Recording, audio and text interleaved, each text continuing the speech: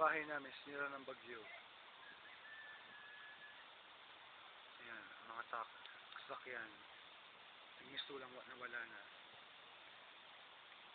Ang kotse ni Ate Sheila, dinarog ng agos.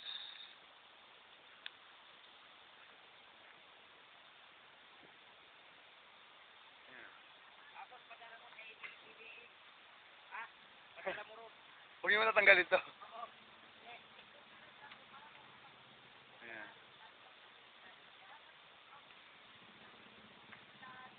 Ayan.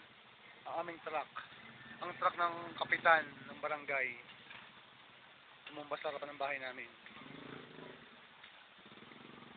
Ito. Yan ang bahay namin. Pangit na. Tingnan mo, ang tubig ng ilog umabot hanggang bubong. Tapos dito ko tumulay, santol. Papunta sa bubong. Tapos sinaloko ng kapitbahay doon. Yan, tambak ang basura, ng putik, ang kalat. Ayan, daming nawala sa bahay namin. Picture ng bahay.